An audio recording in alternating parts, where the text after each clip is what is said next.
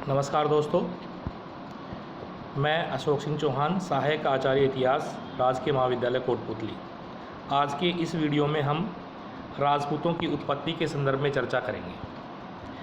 राजपूत वर्ग जो कि शासक वर्ग से संबंधित था और इसने 750 से लेकर 1200 ईस्वी तक भारत के विभिन्न हिस्सों में शासन किया और विशेष तौर पर राजस्थान के क्षेत्र में, जिसे राजपूताना क्षेत्र कहा जाता था, उसमें शासन किया। इससे पूर्व जितने भी शासक वर्ग थे उनको क्षत्रिय वर्ग में सम्मिलित किया जाता था, लेकिन अरब और मुसलमान जब भारत आए तो उन्होंने शासक वर्ग के लिए राजपूत शब्द का प्रयोग किया, जो कि संस्कृत भाषा के राजपुत्र शब्द से निकला, अर्थात राजा के पुत्र। अर्थात जो वर्ग शासक या शासन कार्य से जुड़ा हुआ था उसके लिए इन्होंने राजपूत शब्द का प्रयोग किया। अब चूंकि यह राजपूत शब्द अचानक उद्भूत हुआ, इसमें पहले इसके बारे में हमें कोई जानकारी नहीं मिलती है, तो पहले तो यह एक शासक वर्ग के रूप में और कालांतर में यही शब्द जाति के रूप में भारत में स्थापित हुआ। और अचानक उद्भूत होने के कारण ही राजपूत कौन थे, इनकी उत्पत्ति कैसे हुई, इस संदर्भ में विद्वानों में एक मत्ता का अभाव पाया जाता है। जब हम इस संदर्भ में विभिन्न विद्वानों के मतों को देखते हैं तो हम देखते हैं कि इन मतों को हम दो भागों में विभाजित कर सकते हैं, एक स्वदेशी उत्पत्ति और दो विदेशी उत्पत्ति।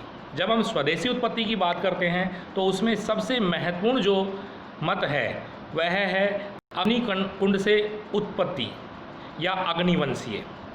अग्निकुंड से उत्पत्ति का जो प्रतिपादन है वह पृथ्वीराज चौहान के समकालीन चंद्रप्रदायी द्वारा पृथ्वीराज रासो नामक पुस्तक में प्रस्तुत किया गया है, जिसमें उन्होंने बताया कि पृथ्वी पर अव्यवस्था उत्पन्न होने के कारण उस अव्यवस्था को समाप्त करने के लिए ऋषि वशिष्ठ द्वारा आबू पर्वत पर एक यज्ञ किया गया और उस यज्ञ में से 4 राजपूत योद्धा उत्पन्न हुए, जिनमें चौहान, प्रतिहार, चालुक्य और परमार।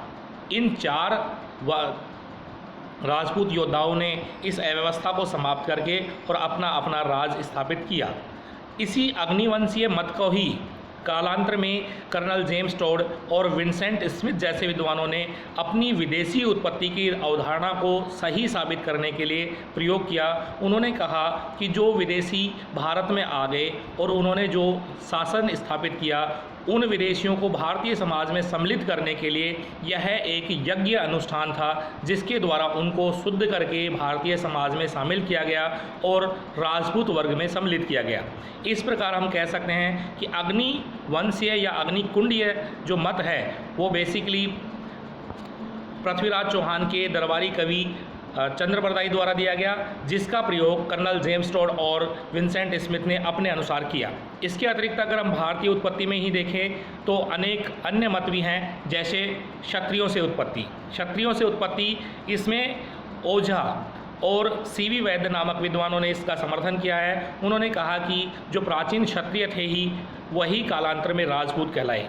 इसके अलावा ब्राह्मणों से उत्पत्ति, डॉक्टर भंडारकर महोदय कहते हैं कि ब्राह्मणों के और राजपूतों के जो गोत्र हैं वो एक समान हैं, इसलिए कालांतर में वे ब्राह्मण वर्ग से संबंधित लोग जो शासन कार्य से संबंधित हो गए वही कालांतर में राजपूत कहलाए। अर्थात वे ब्राह्मण जिन्होंने अध्ययन अध्यापन का कार्य जारी रखा वो ब्राह्मण वर्ग में सम्मिलित रहे, लेकिन जिन्होंने क्षत्रियों के कार्य को स्वीकार कर लिया वो कालांतर में राजपूत कहलाए। इस मत का प्रतिपादन डॉक्टर भंडारकर महोदय ने किया है। तीसरा जो मत है वो है जनजातीय उत्पत्ति का मत।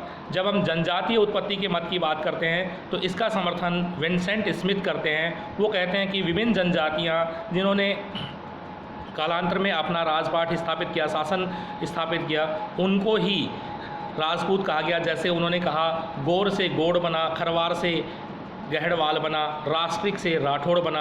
उन्होंने कहा कि इनका खान पान, रहन सहन, शारीरिक स्वरूप और परंपराएं लगभग मिलती जुलती हैं। इस प्रकार से हम स्थानीय उत्पत्ति या स्वदेशी उत्पत्ति के मतों को देखते हैं। इसके अतिरिक्त राजपूतों की उत्पत्ति के संदर्भ में 2 अग्निवंशीय, सूर्यवंशी और चंद्रवंशी जैसे मत भी प्रतिपादित हैं। हम अपने अगले वीडियो में विदेशी उत्पत्ति के मत का अध्ययन करेंगे। धन्यवाद।